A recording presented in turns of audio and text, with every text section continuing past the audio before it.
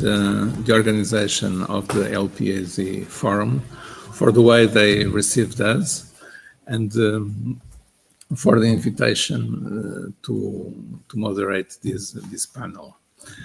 I believe that in this second day we will start with a very interesting panel dedicated to the Atlantic Archipelagos, cooperation, heritage, and strategic insularities. And we will start with a presentation of Professor Juan Manuel Santana Pérez about Atlantic African islands in the 16th to the 18th centuries. Professor Juan Manuel Santana Pérez is a full professor of history in the University of Las Palmas de Gran Canaria. He has a degree in geography and history, a PhD in history, cum laude in January 18th, 1989, and an extraordinary PhD award. He has also a degree in philosophy and education sciences, degree in sciences, information, section journalism, and a degree in English philology. His research focuses on early and modern history of the 18th century and history of islands in this period. Author of 14 monographs and more than 150 scientific papers, he was supervisor for 15 PhD theses and is head of the Department of History in the University of Las Palmas of Gran Canaria from 1999 to 2004. Please, Professor, the floor is yours. Thank you. Okay. It's okay. Thank you, Bernardo Calheiros. I am old man. Then I have a lot of papers. Yeah, I'm sorry. Yeah, it's a pleasure. It's a pleasure to be here today in Santa Maria Island to talk about the Atlantic Bridge, because Atlantic Bridge is my aim and my object of my research in general in the last year. And today I'll be going to the Atlantic African island and the question about all islands. I don't know. Every people can understand Portuguese. I might comfort for me speaking Portuguese. Can I speak in Português? Então eu prefiro. Posso? Porque eu me sinto mais perto. Além disso, a gente vai falar de umas ilhas cuja língua é português e espanhol. Então, eu estou mais cômodo falando isso. Bem, então eu vou falar das ilhas atlânticas africanas, que são ilhas ibéricas. Agora veremos que são as ilhas africanas, porque África, como falávamos ontem, é um espaço del qual muita gente quer renegar. A gente em Ilhas Canárias, estamos em África, estamos a 100 quilômetros da África, mas estamos a mais ou menos 2.000 do continente europeu. Mas se você pergunta em Canária, vocês são africanos? Não, eu sou europeu. Então diz, mas você alguma vez olhou um mapa? Diz, não, mas nossa cultura é europeia. A Argentina tem uma cultura europeia, mas está em América Latina. Mas tive também uma experiência quando fui à Ilha de La Reunión. Ilha de Reunión está perto de Madagascar. E eu comecei como hoje dizendo, eu sou africano e vocês são africanos. E um disse, não, professor, nós não somos africanos. E vocês que são?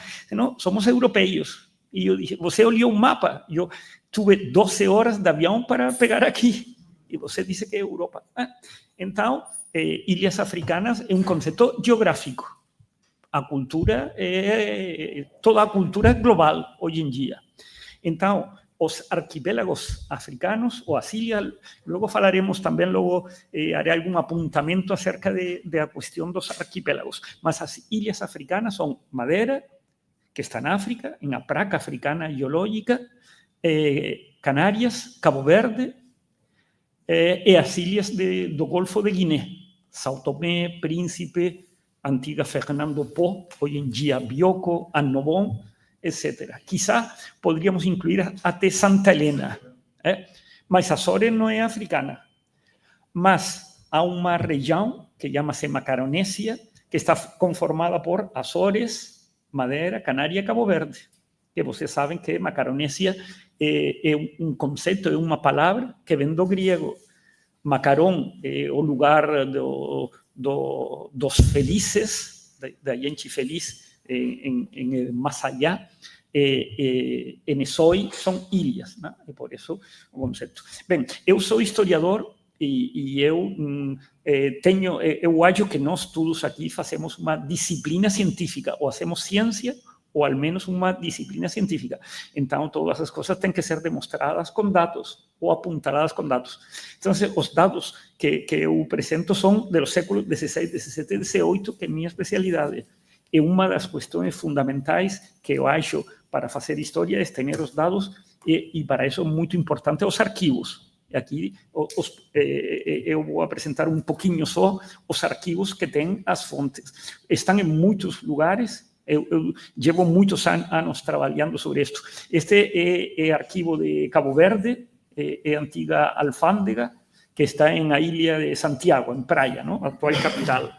Mas este é um arquivo da segunda ilha, vocês sabem que é São Vicente, a capital Mindelo. Mas este é um arquivo muito fraco e se ha estragado quase tudo. Este é o arquivo de São Tomé, onde estivemos trabalhando também com a professora Lucía, estivemos pesquisando aí um tempo. Está um pouquinho desorganizadinho também, não? Porque os arquivos, se tem mais dinheiro, é melhor tudo.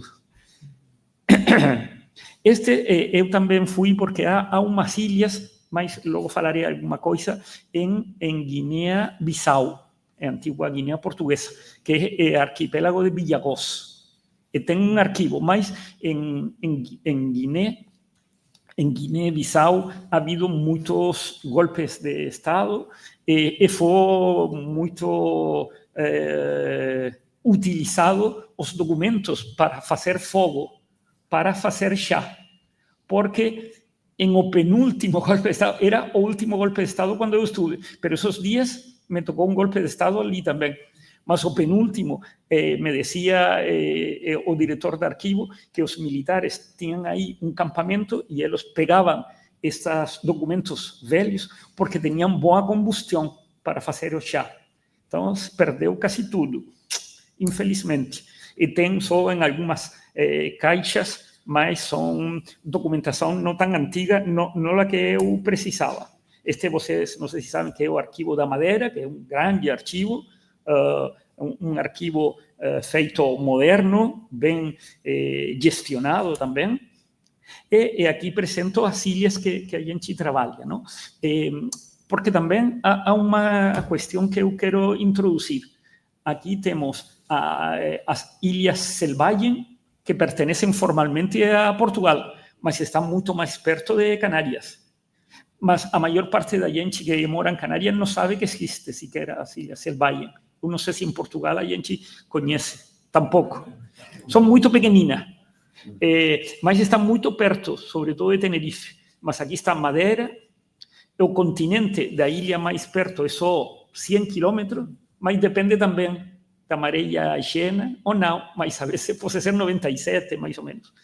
E aqui, até aqui são mais ou menos 1800, 1900. Cabo Verde e todas as ilhas que eu falei, Bioko, Príncipe, São Tomé, Annobón, fundamentalmente. E Santa Helena, que já está mais ao sul. Os mapas são muito importantes. Então, por que são importantes? Porque a concessão da ilha e a concepção do arquipélago, sobretudo, é uma construção histórica também. Mas todo mundo, todos nós em Canárias estamos acostumados, quando vemos um mapa de Ilhas Canárias, vemos sempre assim e lemos o mapa de esquerda a direita. Mas a gente estuvo calculando as distâncias. A distância de Tenerife a Madeira é menor que de Lanzarote al Hierro. Então, se você coloca um mapa de norte a sul, Madeira estaria com nós e outras ilhas não. Então, essa construção do arquipélago é uma construção com intencionalidade política também, muita intencionalidade política. A diferença de Tenerife a Madeira, a distância, é menor que de Santa Maria a Corvo, por exemplo. E a gente fala que Açores é um arquipélago, Corvo e Santa Maria estão muito separados, cerca de 900 quilômetros, não? 600. Eu estive mirando em inteligência artificial e dava algum mais, ou 600 quizá, mas de Tenerife a Madeira não chega a 600. O Cabo Verde também tem alguma distância. Então, essa é uma das primeiras questões. E a ilha é uma construção social, cultural e política. E as ilhas nunca han estado tão isoladas como a gente tende a pensar. Se tende a pensar, as ilhas estão muito isoladas. Estiveram isoladas até a chegada dos europeus, mais ou menos. Mas depois da chegada dos europeus, as ilhas, desde o século XV, em Santa Maria, a primeira que é ocupada por os europeus. E todas estas ilhas, salvo as Ilhas Canárias, estavam vazias. Ilhas Canárias tinham população que haviam chegado de norte de África, dos grupos bereberes, porque está relativamente perto. Chegaram mais ou menos siglo I de nossa era. Então, já o mais grande, provavelmente o mais influente historiador do século XX, que era Fernand Braudel, ele falava que as ilhas não estavam isoladas e que realmente há povos e cidades isolados em Europa. Suíça provavelmente estava muito mais isolada que Açores e que Ilhas Canárias, que estávamos de passo. Realmente, no mar, no oceano, é uma grande autopista, porque se podia ir. Mas o que era importante, como agora nas autopistas, a gente tem que saber as sinais de condução, mas antes eles tinham que saber as sinais do mar, e a gente conhecia o mar. E realmente o mar é muito importante para nossas ilhas, porque quando eu estava fazendo este trabalho também, como é uma construção, eu digo, quando eu me refiro a ilha, são ilhas. Primeiro, não ilhas tão diminutas, porque a definição de ilha é uma porção de terra rodeada de água por todas partes, não? Mas a ilha que está a uma distância de 100 metros de um continente, e isso não funciona como ilha. E hoje em dia tem um ponte e a gente passa e está rodeado de água, mas isso não atua como ilha. Então, todas estas ilhas que eu trabalho estão mais ou menos a uma mínima distância de um continente de 100 quilômetros e tem umas dimensões meias, porque a Austrália é uma ilha, mas não funciona como ilha. Inglaterra é uma ilha, mas não funciona como ilha tampouco. Então, todas essas questões me parece importante a ter em conta. E a ilha, durante muito tempo, por as ciências sociais, por a historiografia e por outras ciências sociais, sí que ha sido isolada. Não se ha falado das ilhas tampouco. Quando você mira uma história de Europa, uma história de Espanha, não fala das Ilhas Canárias nunca. Se fala da história, eles dizem, história de Espanha, falam de Madrid, sobretudo. Hoje em dia também de Barcelona, mas não mais do resto, ou pouco mais, mas quase nunca das ilhas. As ilhas têm um mínimo, tem uma folha, quizá, em um livro inteiro.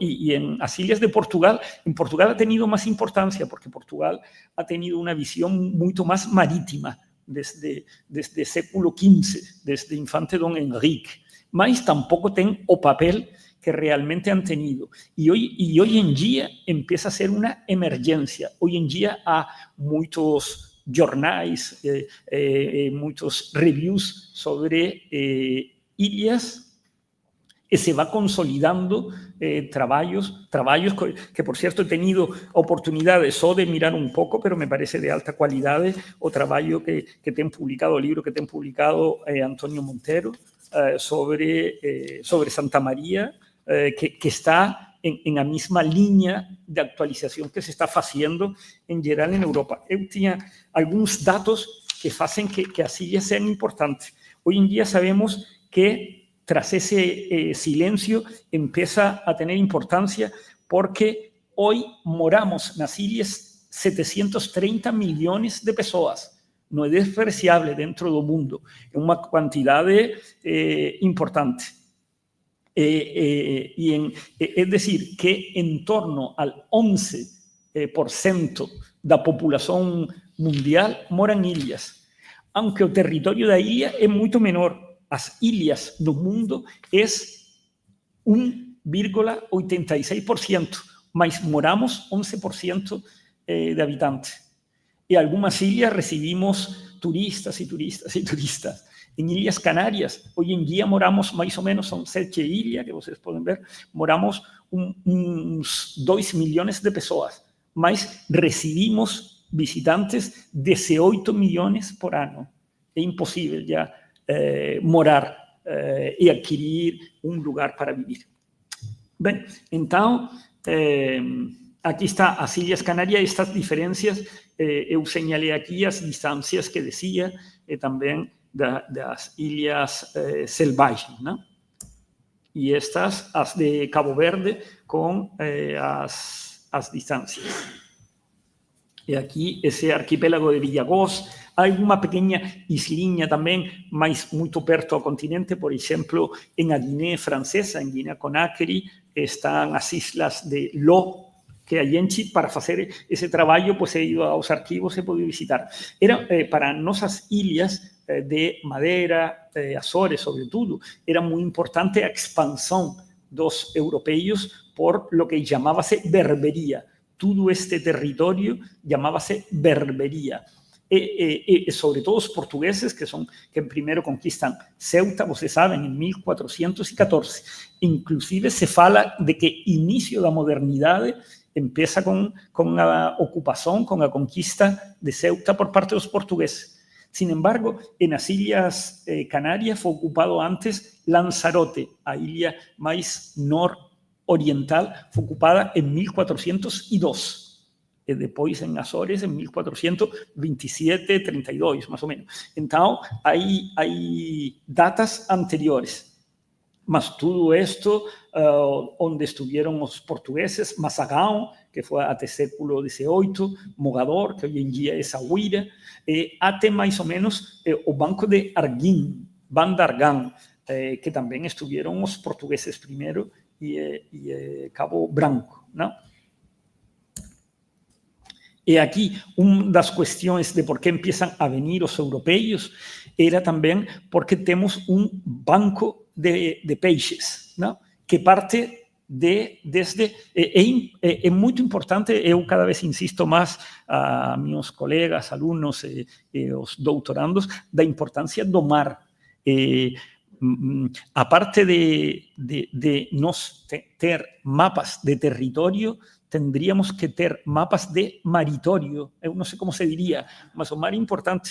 Fíjense que o planeta donde nos vivimos, 3/4 partes es mar, sin embargo llamamos terra, deberíamos llamar océano, ¿no? Bien, entonces, desde las Azores, la corriente marina que ven del Golfo de México, a una rama que parte de las Azores y llega justo hasta toda esta parte. Como es una corriente marina que fría, nuestras aguas son más frías de la latitud que tenemos, pero todo eso levanta un plancton y genera toda una vida marina muy importante con mucha cantidad de peces.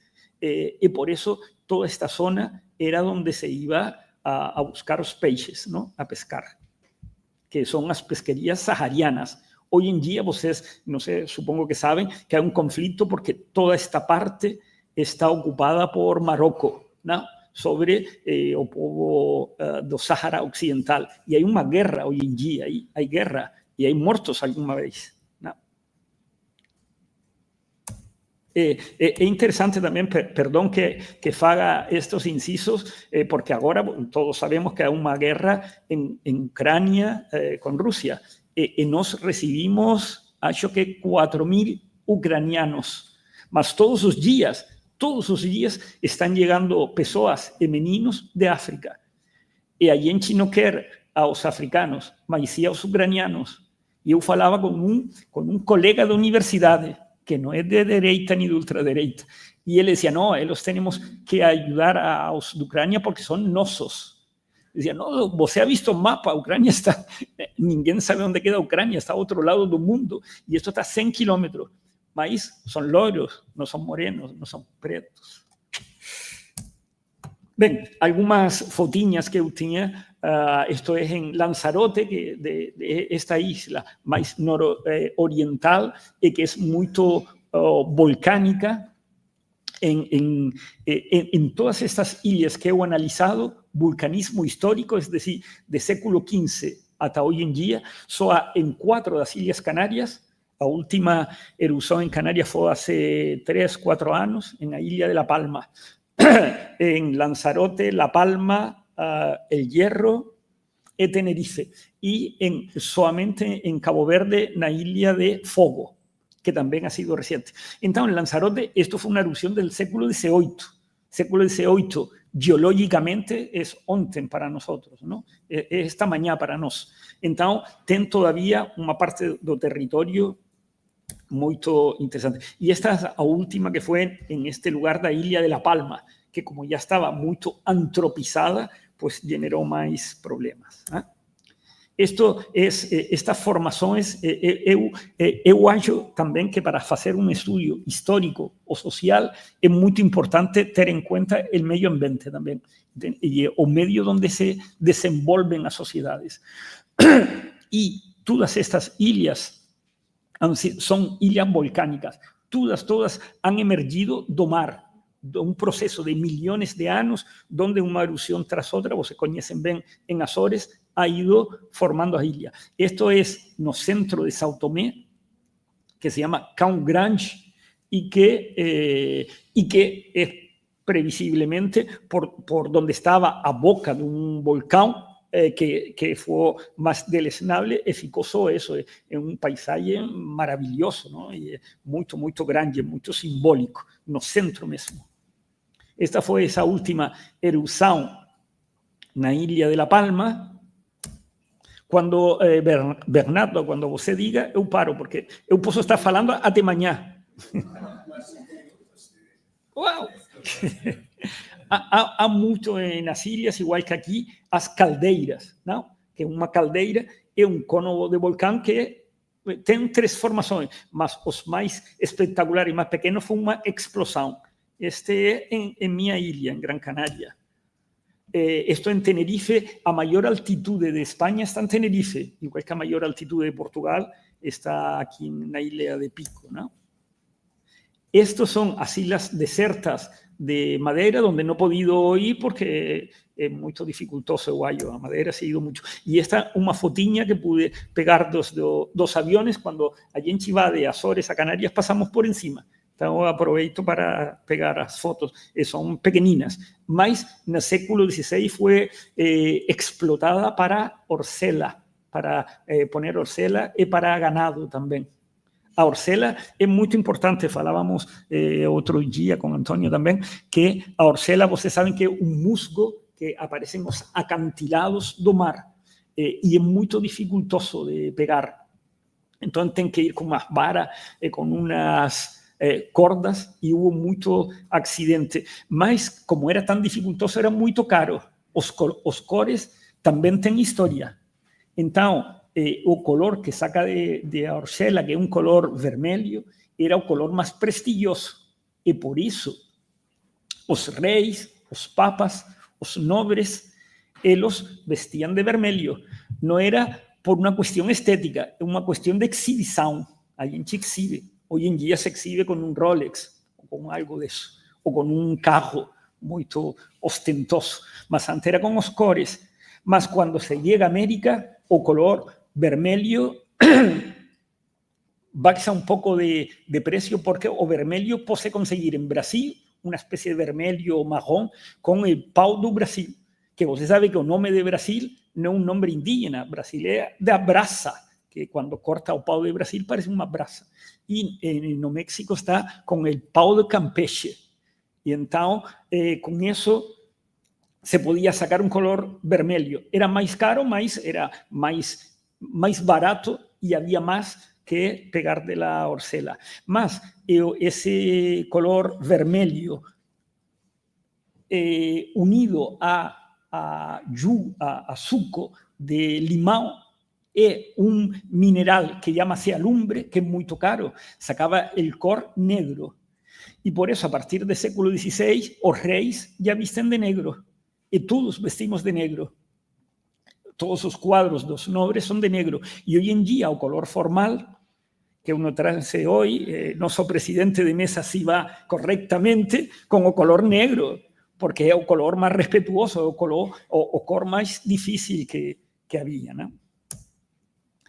Isto é em Madeira, mas eu tenho alguns fotinhas da ilha. Isto é Cabo Verde, que eu he mostrado a alguns colegas de Canaria e pensam que é Gran Canaria. En Gran Canaria este paisaje seria muito comum, mas isto é a ilha de Santiago. Esta ilha de sal, que podria ser Lanzarote ou Fuerteventura perfectamente, ¿no? Ai, para atrás. Esto es Sal, que não sei se vocês conhecem Cabo Verde, uma ilha que tem aeroporto internacional, mas não é tan importante. Bem, se me está yendo todo o tempo e todavía não he empezado a falar de lo que eu queria. Há uma série de ideias que eu queria dizer sobre toda esta importância actual das ilhas. Eu vou ir passando para que vocês tenham entretenimento e não vejam minha cara. Todas estas ilhas com essa importância numérica da população, a importância que tem para a ciência hoje em dia, para a ciência se fala de fazer uma nova disciplina que seria a nesologia. A nesologia seria estudar a ilha desde a literatura, desde o folclore, desde a história, desde a filosofia, desde a psicologia. Há livros sobre a psicologia do isleño, porque el relacionamiento con o mar es distinto. Sobre os medos ao mar son distintos e os medos ao vulcão son distintos aos medos que tem no continente mesmo. Então, se pode, da linguística também, temos um sotaque diferente nas ilhas. Então, se ha formado todo um gran conjunto de teorias sobre as ilhas. E eu vou a proponer que a definição de isla troque. Hoje em dia, a ilha é uma porção de terra rodeada de teorias por todas partes. Pues temos muitas teorias actuando. E também, outra das coisas que eu defendido e en os últimos livros lo tenho no mesmo título, é que aqui, como isto é Porto Santo, que imagino que não todos os portugueses conhecem Porto Santo, ¿no? Esta é a capital, Vila Valleira, desde o pico mais alto, o Pico Castelo, que é mais baixo que o pico alto daqui. Isto é São Tomé, enfim. Então, a metáfora do ponte, do bridge, é uma metáfora para as ilhas, é uma metáfora positiva. O ponte é uma coisa que você se quer vá, se quer vem, mas as ilhas não funcionam assim. Eu falo da metáfora da porta. Uma porta, você abre a quem quer e cierra a quem quer. Hoje em dia se abre ao capital, mas se cerra aos pobres. Não se cerra ao outro, mas ao outro porque é pobre. Não? Se vienen africanos, se são pobres não podem passar, mas se têm muito dinheiro, se são jeques árabes, então festa para todos eles. Então, eu he defendido também essa metáfora da porta sobre a ilha. Esto é em Fernando Po. Eu não sei se vocês chamam ainda Fernando Po ou Bioko. Fernando Po ainda, né? Isto é muito selvático, muito boscosa, e este é o lugar por el que entraram os espanhóis quando os portugueses traspassam em 1778. Esto es a Bahía de Luba, pero los portugueses realmente no dominaban Fernando Po. cuando llegan los españoles aquí, o capitán de toda esa empresa, que era un marqués de Argaleyo, morreu de malaria. Malaria, dice, de malaria. Ya, entonces me desculpan, otro día volveré y daré a otra parte da conferência. Muito obrigado por su atención. Gracias.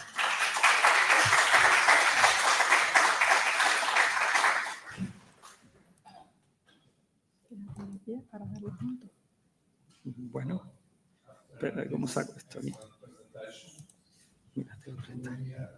Professor Lucía Martínez Quintana, that is going to speak about the territory and insularity in the Atlantic space, and will present the SEALabHaus project, also with Professor Juan Manuel.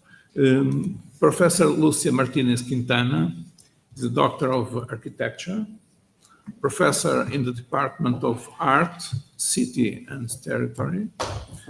She teaches in the master's degree in Artistic and Architectural Heritage Management, Museums and the Art Market, in the master's degree in Comprehensive Development of Tourist Destinations, and in the bachelor's degree in Architecture.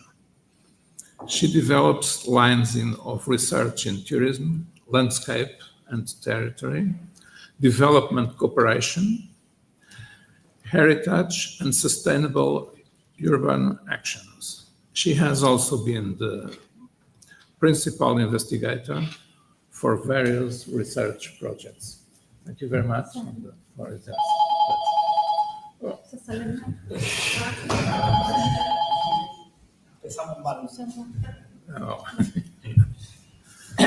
Je vais vous parler en français, mais comme l'enseignant Juan Manuel Calheiros et Juan Manuel Santana, je crois que c'est mieux de parler en espagnol, c'est plus facile vous pouvez me comprendre. Et à la fin, on pouvait réfléchir en français ou en portugais avec les copains. Bien, je suis venue ici pour parler sur le territoire et la insularité dans l'espace atlantique et dans notre projet SEALabHaus. Merci. Ah, mira, bien.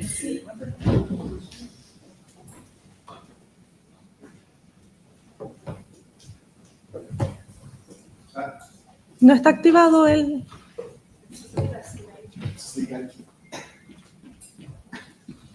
Vamos a explicar aquí. Y esto no funciona.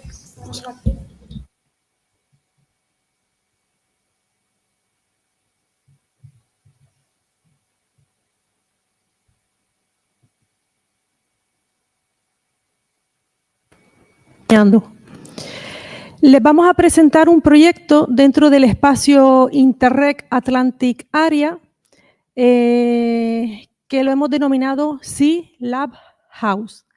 Es un proyecto que se concibe como un laboratorio dentro de lo que es el espacio atlántico.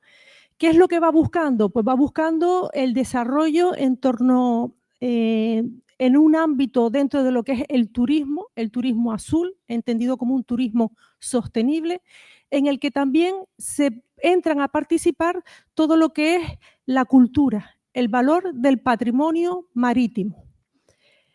Se concibe, por lo tanto, al ser un proyecto atlántico del espacio europeo, establecer desde una red internacional que su objetivo fundamental es crear una comunidad que promueva lo que es el aprendizaje colaborativo, la innovación, la investigación y, evidentemente, la difusión. Por eso también estamos en este tipo de encuentros para dar difusión a estos proyectos.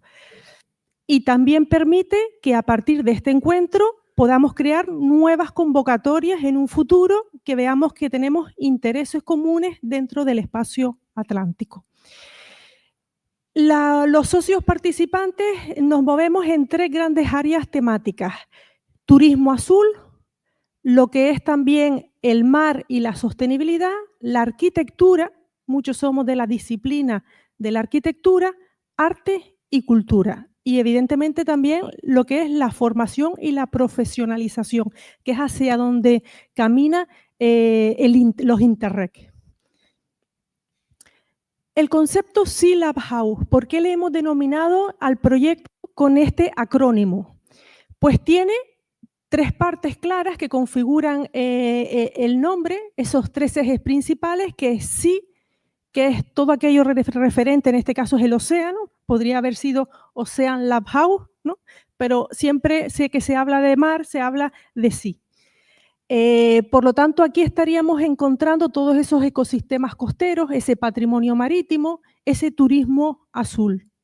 Lab, porque lo que pretendemos es que sea un laboratorio, un lugar de encuentro en el que experimentamos, porque cuando empezamos este proyecto teníamos claro hacia dónde queríamos caminar, pero no sabíamos muy bien cómo, porque éramos unos socios que en un principio no nos conocíamos entre nosotros. Estaba el cabeza que dirige la operación, que fue el que nos fue buscando como elementos de interés, pero después entre nosotros no conocíamos las realidades de los otros territorios. Por lo tanto, este concepto de laboratorio es ese espacio de experimentación, ese espacio en el que nos va a permitir trabajar en red mediante el apoyo de esos proyectos innovadores, sostenibles e inclusivos. Y el concepto de house es porque ahora hay una tendencia desde Europa de hablar de la New Bauhaus. No sé si han oído hablar de la New Bauhaus, que es ese enfoque innovador desde lo que es Europa. Si ven, en el año 2021 es cuando se empieza a hablar de esa New Bauhaus europea, que plantea, la Comisión Europea plantea un comunicado hacia el Parlamento Europeo, hacia el Consejo, el Comité Económico y Social Europeo y lo que es el Comité de las Regiones, en el que propone esa New Bauhaus que debe de ser, hablan de 3 líneas fundamentales: hermosa, sostenible e inclusiva. Pero si yo hago una reflexión de la New Bauhaus, yo creo que no tiene nada de nueva. ¿Por qué? Porque ya existe la Bauhaus europea, estamos hablando de 1919, que es cuando se inicia, dura hasta 1933, estamos hablando del periodo entre guerras, y lo que buscaba la Bauhaus era, fundamentalmente se vinculaba con lo que es la arquitectura, el arte y el diseño. Lo que planteaba, a pesar de que tiene varias fases de procesos pedagógicos, porque pasa por 4 direcciones distintas, pero todo lo que plantea es introducir la artesanía en el proceso industrial. ¿Vale? Pero aún así, la Bauhaus tampoco tiene nada de nueva, en el sentido de que si nos vamos al siglo II a.C., nos encontramos a Vitruvio, Marco Vitruvio, un arquitecto que hace un tratado, y ese tratado de arquitectura plantea que la arquitectura debe de ser firmitas, utilitas y venustas. Utilitas, que debe de tener una utilidad, debe de tener la arquitectura una función, tiene que ser útil. Firmitas, debe de durar en el tiempo, no debe ser temporal, sino poder utilizarse varias veces. Y venustas, tiene que haber belleza.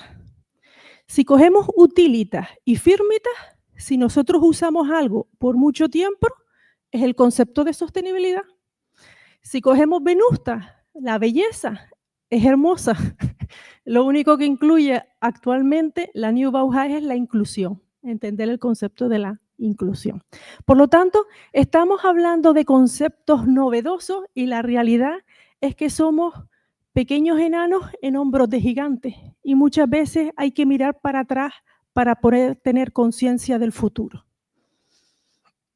Si entramos en lo que es el documento, es interesante porque plantea cuál es esa idea de construir esa New Bauhaus europea, habla de ese movimiento histórico, pero en cualquier caso no habla de Vitruvio, ¿no?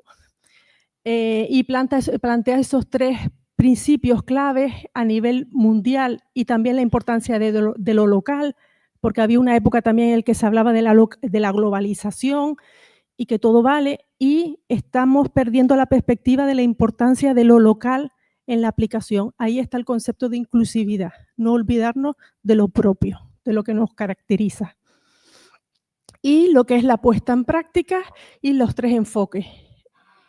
Transformación del territorio, del terreno, transformación del entorno propicio para la innovación y la difusión de los nuevos significados. Y en eso nos estamos basando nosotros en el proyecto SEALabHaus, entender la propia significación del espacio europeo, del espacio en este caso atlántico, desde diversas realidades que en el fondo nos conectan y nos unen.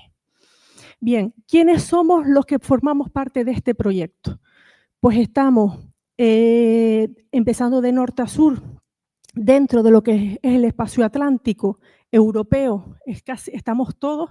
Está Irlanda, a través de Dublín, está toda Francia, la Bretaña francesa, que es la que da al Atlántico, a través de Van, está Portugal, a través de Porto, y está España, pues con lo que formamos parte del Atlántico, Galicia, que es La Coruña, que es esa cabeza líder del proyecto y el que nos fue agrupando a todos, y evidentemente Canarias, que tiene un valor fundamental porque a pesar de ser región ultraperiférica,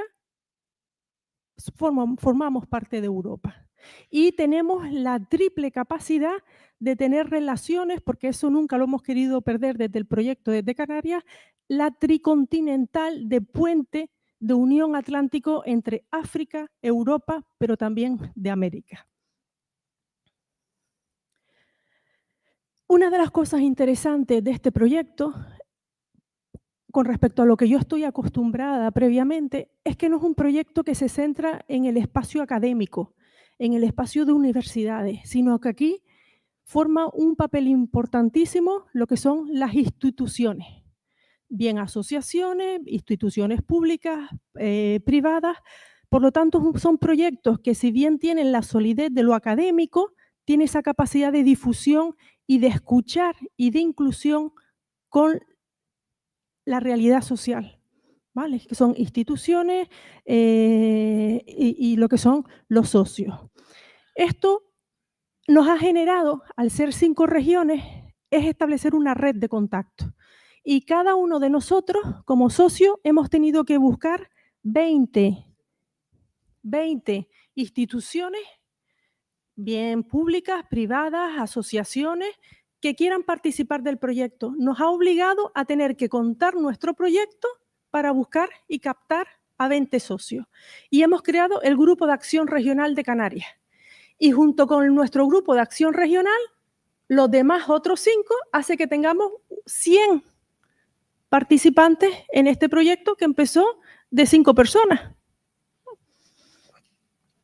Esta comunidad atlántica lo que va a permitir es, pues eso, diseñar conjuntamente y contribuir en la creación del laboratorio del espacio atlántico. Por eso les decía al principio que cuando creamos este proyecto sabíamos una serie de pautas y hacia dónde queríamos caminar, pero lo estamos construyendo en el camino, este proyecto, al ser ese laboratorio. Esto es lo que les explicaba, que al ser 5 regiones, cada grupo de acción regional con 20 miembros crea un grupo total de 100. Y esto es fundamentalmente los proyectos Interreg, es crear esa red de difusión. Nuestro grupo de acción regional de Canarias, pues tienen aquí todos los participantes.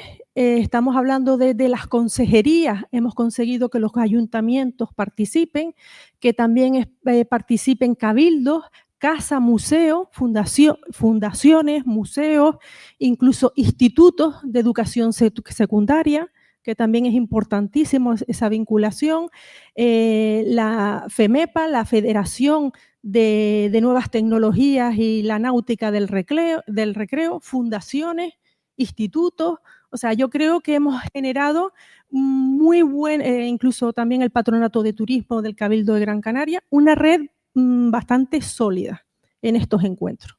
Y cada año tenemos un encuentro en el que nos permite poder escuchar sus necesidades y en el proceso del avance del proyecto las incorporamos. Por lo tanto, genera lo que es esa transferencia de los resultados. Incluso en sus propias páginas web ellos nos dan difusión también de todas estas actividades que vamos desarrollando. ¿Vale? Por lo tanto, aquí nos encontramos lo que es a fomentar esa participación activa y ese debate en esas necesidades y recursos locales. Por lo tanto, finalmente, ¿qué es el SEALabHaus? Pues es generar esa plataforma virtual colaborativa y abierta. Hemos tenido talleres físicos, pero también tenemos conexiones virtuales y lo que es la plataforma. Si ustedes entran en SEALabHaus.eu, de Europa, pues van viendo cómo vamos volcando e introduciendo esa documentación. Vale. Una actividad muy bonita que hicimos fue un taller, porque cuando hacemos esos encuentros generamos talleres participativos. Y fue muy interesante porque lo que planteamos es trabajar, cogimos una sábana que la abandonamos en el mar, en la costa. Cuando la recogimos al cabo de una semana tenía toda una especie se había generado unas manchas en la sábana que construía una topografía y sobre ella dibujamos la costa atlántica. Cogimos un fondo de fotos vinculadas con actividades, profesiones vinculadas con el litoral, con el patrimonio del litoral que salieron de la FEDAC. La FEDAC es Fondos de la Etnografía y Desarrollo de la Artesanía en Canarias. Y todo ese cúmulo de fotografías que habían salido de un punto que era Canarias, las pusimos sobre la mesa. Y todos los participantes, cuando vinieron, que venían de Irlanda, venían de Francia, venían de Galicia, de Oporto, se apropiaron de una imagen con la que se sentían identificados, a pesar de venir de otros territorios, se sentían identificados con esa imagen. ¿Por qué? Porque venían del espacio atlántico, que tiene muchas conexiones, y la reubicaban en otro espacio del Atlántico con la que la vinculaban. Es un poco lo que ha hecho Juan Manuel cuando enseñaba una foto de Cabo Verde, decía esto podía ser la isla de Fuerteventura. ¿Por qué? Porque lo que nos une es una climatología y un espacio atlántico y construimos un nuevo mapa cultural y mental del espacio atlántico. Yo creo que fue una experiencia muy bonita, incluso hicimos un vídeo de todo eso que también lo vamos a subir en breve, en menos de 15 días, en este espacio Interreg. Aquí tienen nuestros correos, ¿vale? Lucía.martínez, esto es de la Universidad de Las Palmas de Gran Canaria, y el de Juan Manuel, y esperemos también podernos volver a ver también en otro espacio y otro proyecto del espacio atlántico. Muchas gracias.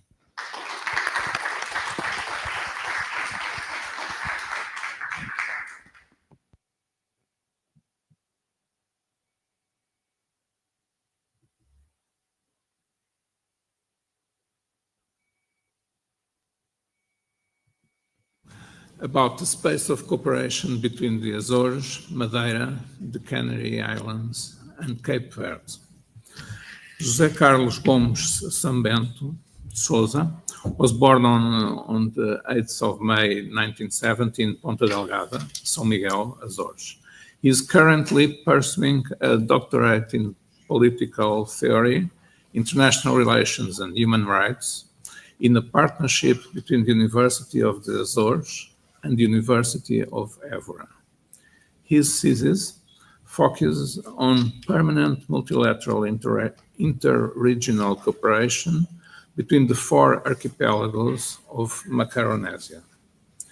He holds a degree in Euro-Atlantic Studies from the University of the Azores, where he has been a visiting professor since 2021 and a researcher at the Center for Humanistic Studies.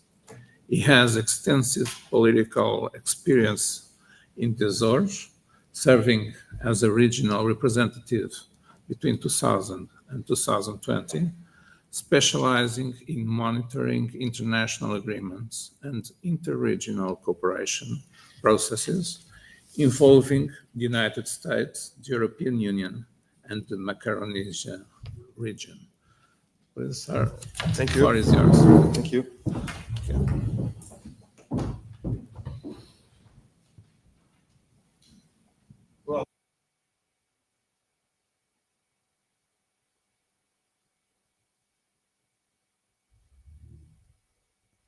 This is really a great honor to be here. My first words, as expected, are of congratulations to everyone involved in the organization of this important event, and also of gratitude for the opportunity to speak at this time. Allow me to extend special greetings to Dr. Isabel Valente, co-author of this paper, of this communication, which could not be here because she's attending a conference in England, in Liverpool.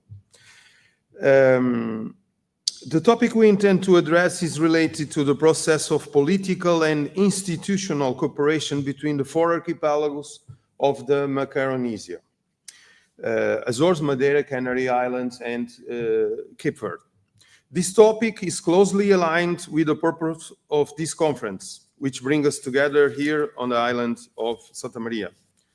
Indeed, political and institutional cooperation between these four Atlantic archipelagos is an area that is underdeveloped in terms of academia, thus constituting a very stimulating but also demanding intellectual and scientific challenge. Given the time constraints, I will address only essential aspects related to the political and institutional cooperation in the context of Macaronesia. In his seminal work, After Hegemony, Cooperation and Discord in the World Politics Economy, the scholar Robert Keohane argues that states are rational, selfish entities, but adds that the pursuit of national interests can result in cooperation, refuting the neo-realist thesis that cooperation between states can only be energized by dominant military power or hegemons. This reflection by Keohane is the utmost relevance given that cooperation between the four archipelagos of Macaronesia is developed between three regions with political and administrative autonomy and a sovereign state, the Republic of Cape Verde. In 1919, Alfred Mackinder, one of the most celebrated theorists on geopolitical theory, the land power theory, said that geopolitics may be defined crudely as the influence of geography on politics. For over a century, geopolitics has analyzed the relation between space and power, that is, the influence geography exerts on the political decision of states. After the end of the Cold War and faced with the illusion of the end of history, geopolitics became popular in the new context of globalization and drifted into a field that will become known as geoeconomics. In my opinion, an illusion around the valorization of markets and the devaluation of the strategic dimension related to security issues. Currently, geopolitics is back on its original conception related to strategic issues. The security of states have been addressed and once again given the utmost attention to the influence of geographic factors on the action of sovereign states, particularly due to fundamental importance of controlling national territories, securing state borders, and granting access to resource centers. In the case of Portugal, national geopolitics has been marked by the so-called Portuguese strategic triangle, comprised of the Portuguese mainland and the archipelagos of the Azores and Madeira. This triangle is fundamental to Portugal's defense and maritime security, in addition to being crucial to the influence in the vast Atlantic space. The Azores apex grants Portugal functional power, which gives our state a dimension and international influence far greater than our apparent relative weight on the world map. Portugal, therefore, becomes a more powerful country than it appears thanks to its two autonomous regions. It is primarily due to the Atlantic projection afforded by the Azores and Madeira, and also their seabed, that the Portuguese state submitted in 2009 to the United Nations the proposal to extend the continental shelf, the Portuguese sovereignty over a huge area of seabed. If this claim is recognized, Portugal will have sovereignty over the ocean floor and subsoil over a maritime space whose total area will exceed 3.8 million square kilometers, more than 41 times the area of surface territory, representing the 10th exclusive economic zone of the planet. But the geopolitical importance of the Azores is not limited to maritime issues. Especially here in the island of Santa Maria, its historical importance for decades as an essential stopover airport for the transatlantic civil aviation routes is evident. Even today, despite significant technological advances, the Santa Maria Ocean Control Center is located precisely here in this island, which grants Portugal a huge control over a vast area of the North Atlantic. The geostrategic importance of Santa Maria Island explains the recent commitment of the regional governments of the Azores to develop a space cluster supported by a satellite monitoring and tracking station and the intention to establish a spaceport capable of launching mini satellites and mini rockets. The Azores and Santa Maria Island in particular are currently at the forefront of a complex and demanding process of developing cutting-edge technologies that represents a huge advance for the European Union, for Portugal, and of course for the Azores. This is a good example of leveraging this island's geostrategic position as a determining factor in attracting the interest of cutting-edge technology sector in hosting major investments in Santa Maria within a highly competitive international environment. And whenever I have the opportunity, I always tell that this commitment represents a new proactive perspective of the region's autonomy, of the Azores autonomy, which deserves to be emphasized. It sees the Azores as a subject with its own will on the international stage, seeking to enhance its natural vocation stemming from its geography and not, as was always the case in the past, as a mere passive actor without a will of its own, a mere object of the interest of major world powers. Autonomy represents political power, so we have to be creative, encourage using that power. The Macaronesian region is composed of 4 archipelagos, totalizing 39 islands with an area greater than 1 square kilometers and over 100 islets. It also has a total population over 3.3 million inhabitants and aggregate GDP of around 70.7 billion euros. It is a region that covers a total Atlantic area exceeding 1.9 million square kilometers, of which only 10.5 is land area. So we are talking about a huge sea territory. It is a gigantic maritime territory, larger, take that note, larger than the combined area of France, Spain, Germany, and Poland, the 4 largest states in the European Union. That's what we are talking about. Also, the name Macaronesia originates in ancient Greece, referring to imaginary Fortune Islands west of Gibraltar. Its association with the 4 Atlantic archipelagos, as we understand them today, it only emerged in 1850 through the scientific work of the English geologist Philip Barker Webb.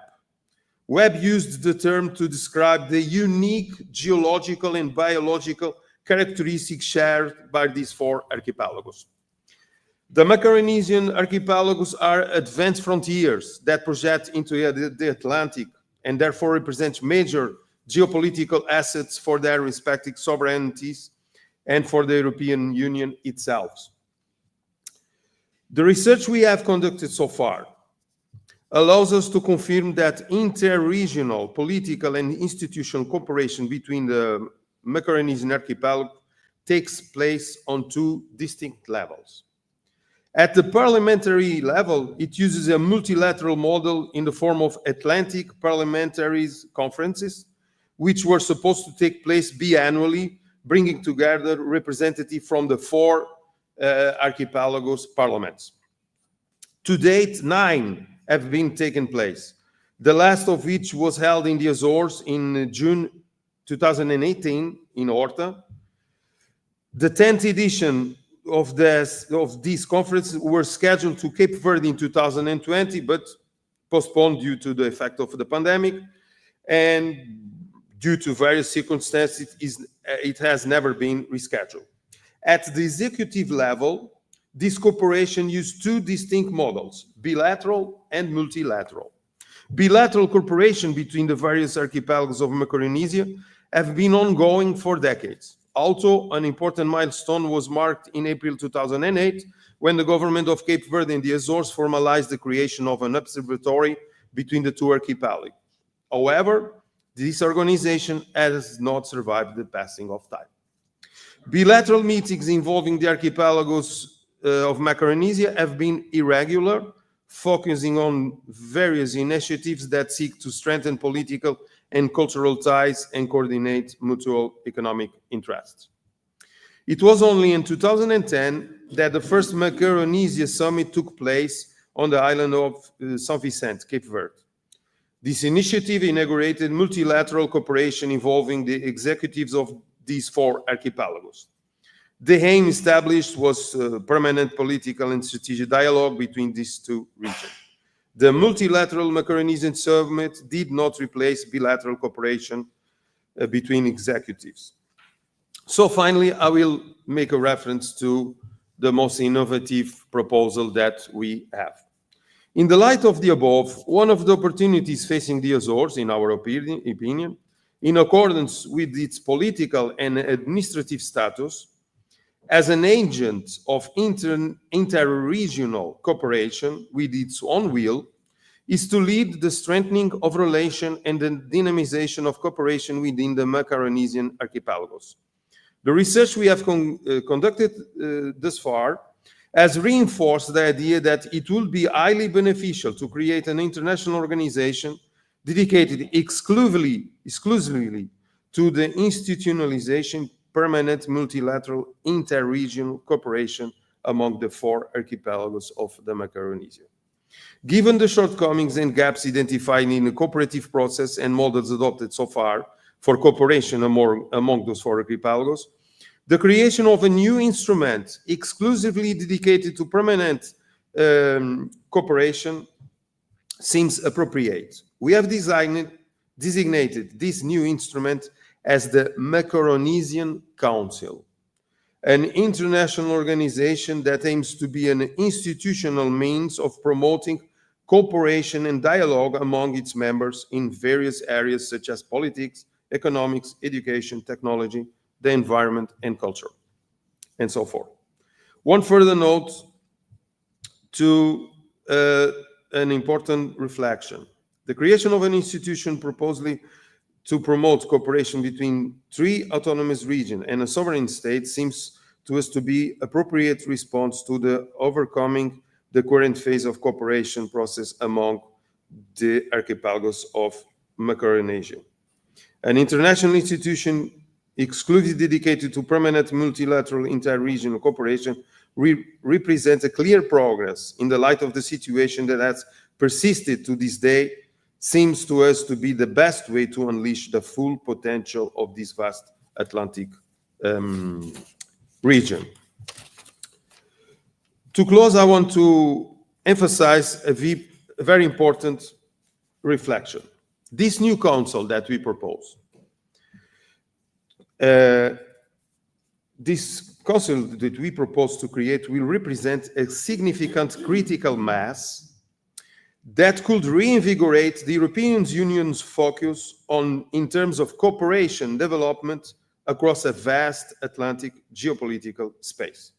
And in our opinion, this is very, very important. This reinvigoration of the European Union's focus on its Atlantic outermost region is of the utmost importance from the perspective of the Atlanticists, as is the case of Portugal or Spain. It's very important from the perspective of Atlanticists in general and the archipelagos of the Macaronesia in particular. It will allow for the construction of a geopolitical Atlantic anchorage that could have the capacity to counterbalance Brussels' already natural tendency to shift its attention to the geopolitical space of Central and Eastern Europe, a phenomenon that is expected to intensify in the coming decades. This shift of the European Union's geopolitical center of gravity eastward represents a very sensitive process for the Euro-Atlantic community and area. Initiated with the Brexit and exacerbated by the Russian invasion of Ukraine, as it is expected to intensify with Ukraine's reconstruction and future integration into the European Union. In short, and hoping to have met the allowed deadline, this is what we had to communicate to you today. We conclude by reiterating our thanks and wishing everyone a successful conference. Thank you.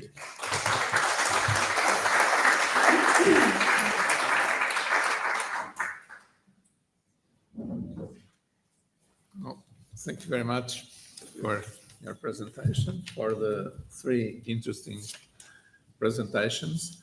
And now I will ask the public if there is any questions that you want to raise.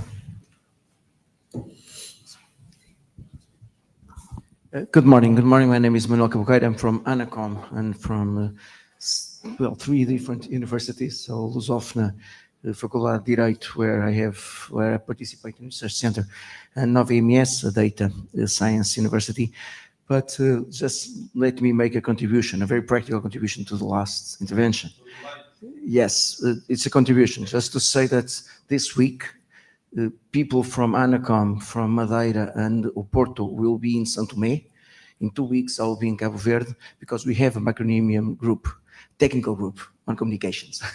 And we get together to exchange technologies, to discuss the vertical relation between North and South, and to take the opportunity of the CPLP countries to take the communications discussion and bring it to a new perspective on the Atlantic strategy. I'll come back to this afternoon, but just to say that there are actual practical examples of what you're saying.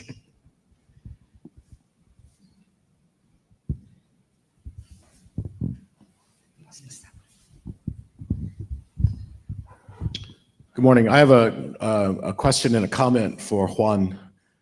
Thank you for your presentation, really interesting, and all of those archives are so rich and so important, the ones that are on the various islands. The question is, are the first two maps, the cartas geográficas that you used, are they available or are they yours?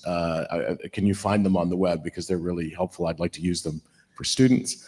The comment is, I really enjoyed your observation that islands could be more cosmopolitan and more accessible than some landlocked areas, like Switzerland was the example you used. I would also say, though, and I'd like to know what your thoughts are on this, strategically, from an imperial 17th and 18th century perspective, islands are greenhouses, they are fortalezas, são prisões, and they're armazéns. And I wonder, there's a contradiction there. They're cosmopolitan, but they're also very difficult to attack. And they're difficult to fugir, to run away from. And so they were useful for example, the slave trade or for commerce. And they are stepping stones for empire. Yeah. So I wondered how you would respond to those observations.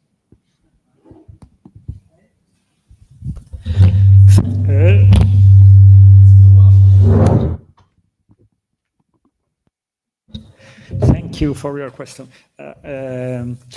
Now I am researching about the fortress and the castle. Agora mesmo eu estou, os últimos anos realmente eu estado trabalhando, agora vai a sair um livro sobre todo o sistema defensivo das ilhas, inclusive das Açores. Tem algumas Açores, era as ilhas mais com mais fortaleza. Mas por que Açores? Porque Açores recibia o dinheiro que via da América. Mas para Canaria, em Canaria há toda uma historiografia tradicional, ainda hoje em dia, mas se faz historiografia como se fora do século XIX todavía. Alguns colegas, que como não estão aqui, eu posso dizer, mas não vou dizer nome, mas, e eles dizem, no, os valientes canários, no, eram muito valerosos, defenderam a Espanha, não defendiam a Espanha, defendiam dinheiro. A Canária ninguém quis ocupar, queria roubar. E por isso iba onde estava a catedral, porque tinha diezmo. Mas quando a catedral foi dividida, já não iba exatamente aí, iba a outro lado. E quando vai cambiando também, porque o poder econômico do poder político-militar era mais importante, então vai a Tenerife. Há uma grande hazaña que todos os anos se fala em televisão, em todos lados, que foi um intento de Nelson, que não triunfou Nelson. Mas Nelson queria dinheiro, não queria ocupar. Ocupar, hoje em dia ainda, ocupar é muito caro.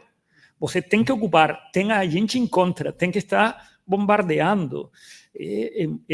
Não é rentável.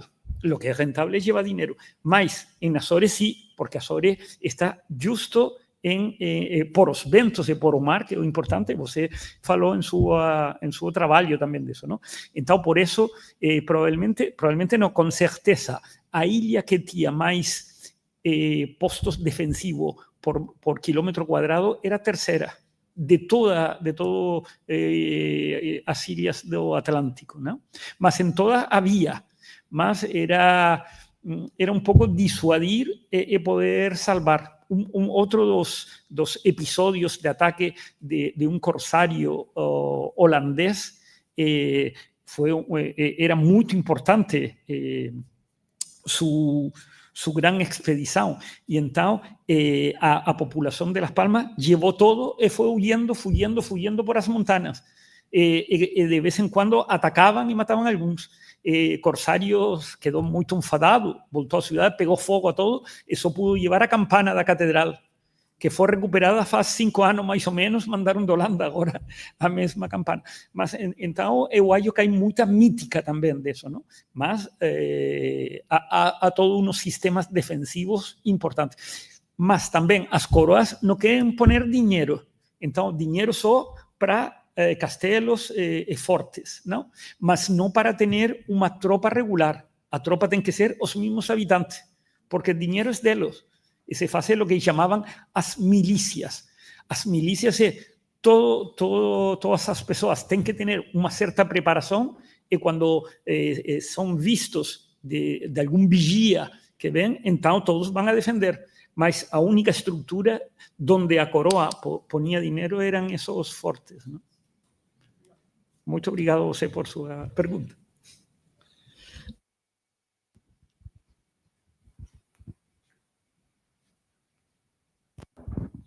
Thank you very much for all the 3 presentation. I have a question for Professor San-Bento. A curiosity first, and it's, do you know if there is some project connected with the launching satellites for quantum communication, something like that? Because this is an area where Europe, Science Europe is putting a lot of money. And the other question is, now there are many spaceports in Europe. There's one, I think, for France, a new one in Italy. And I was wondering if there will be a network between all the spaceport and if there will be an official one for Europe, or again, something like different region for that doesn't speak with themselves, or no. Thank you.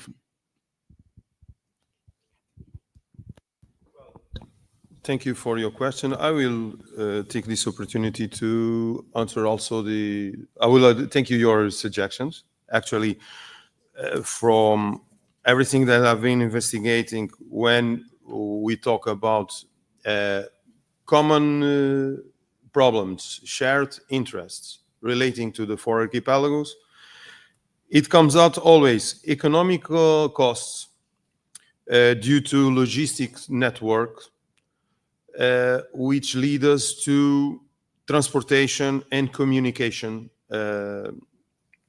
infrastructures and services.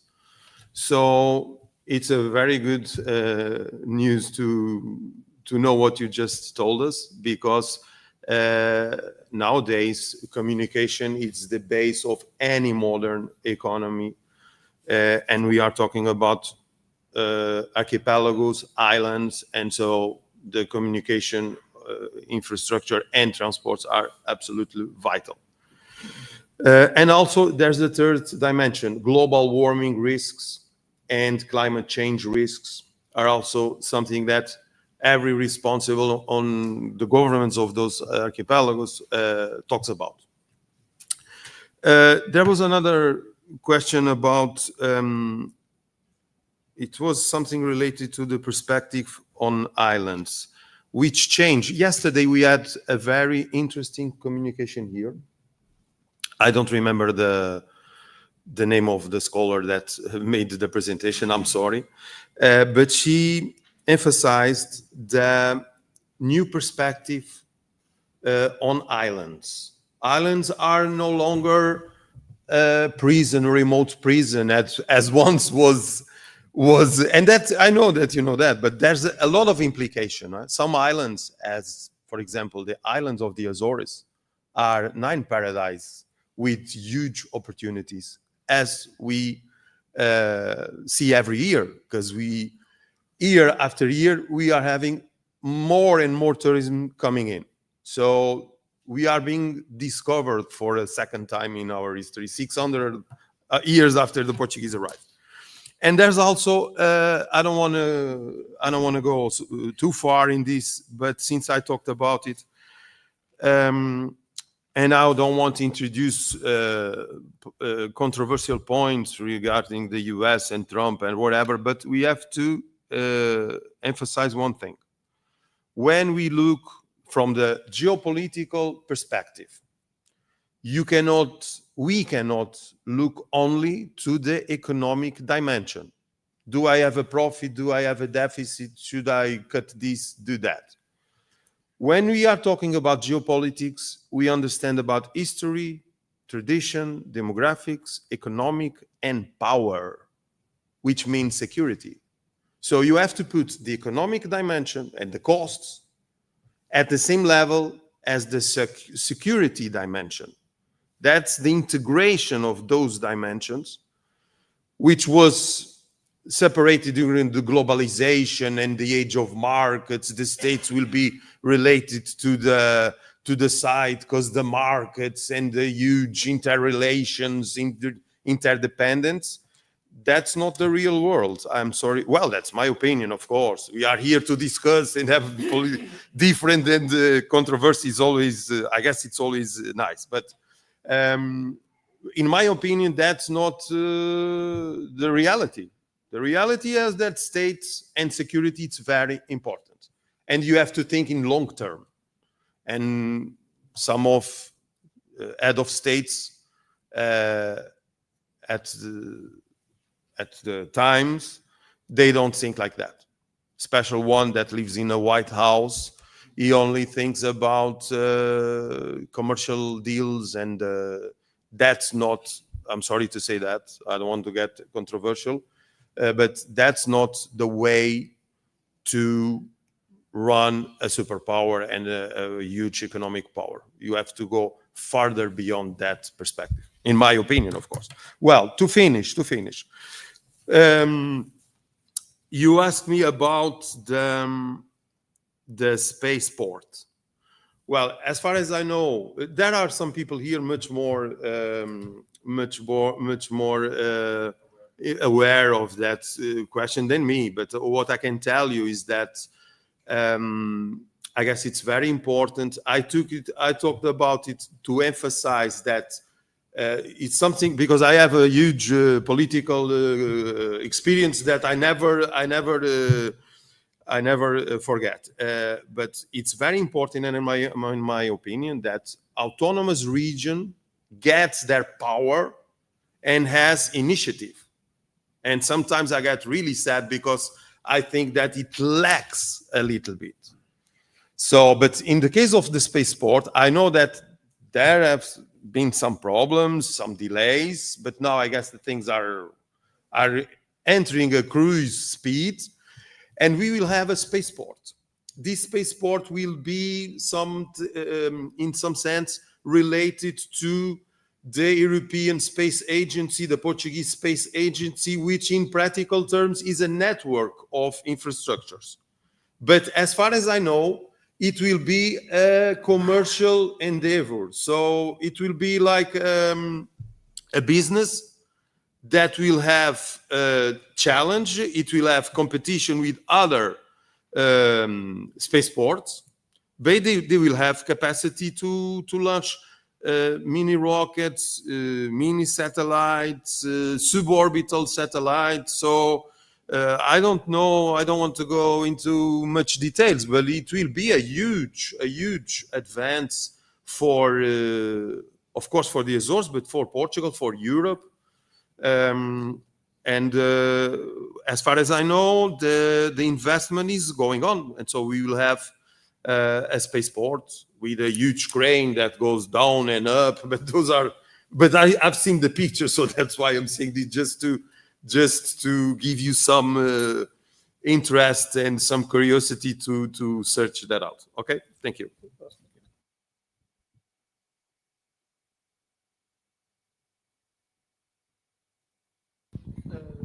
It is not really a question. It's due to those two interventions, I would suggest to profit this opportunity, this chance being together, to speak prospectively about the chance of integrate the ANACOM Macaronesian, the communication Macaronesian experience, and the already also common experience of Canaries and Azores on the space new opportunities, to profit this chance to perhaps talk about a possible future integration on, or at least a relation with the future council for Macaronesia. That's a suggestion. On the coffee break. In the coffee break. Very fast. Oh, sorry. Ok. E depois aquele senhor também. Era em português para o José Manuel Pérez. Muito interessante, mas duas coisas. A primeira coisa que eu referir é a propósito daqui da questão da terceira das fortalezas. É um caso interessantíssimo de geopolítica, porque a terceira foi escolhida, não foi por acaso, foi por questão geográfica. No regresso, os navios tinham que fazer a viagem de volta do largo e vinham dar aos Açores, levava 3 semanas ainda para voltar para Lisboa. Era preciso arranjar um porto, vinham com falta de água, 3 meses sem água, sem água, doenças, mastos partidos.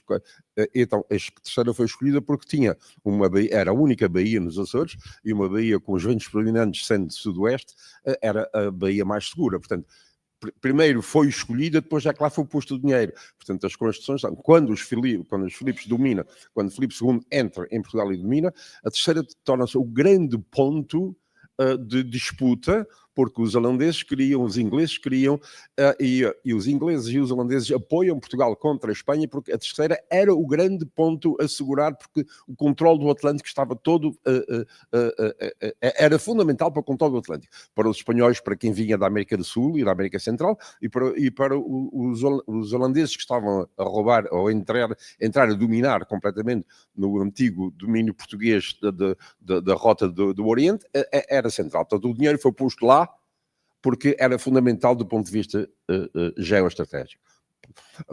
Mas o que eu ia dizer é o seguinte: a sua definição, que é muito interessante, a nova definição de ilha, tem um problema. É que uma definição nunca. Portanto, disse que uma ilha é uma porção de terra rodeada de ilhas. Uma definição nunca deve conter o definido, de modo que tem que dar uma volta a essa definição. Uma definição nunca deve conter. Portanto, a definição ilha é uma porção de terra rodeada de ilhas. Uma definição nunca deve conter o definido.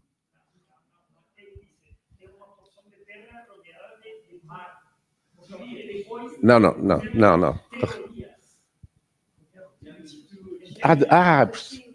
Eu percebi de ilhas. Antes. Sim, está bem, desculpe. Sim. Olha, aquele senhor também queria, pode ser? Já não quer? Ok.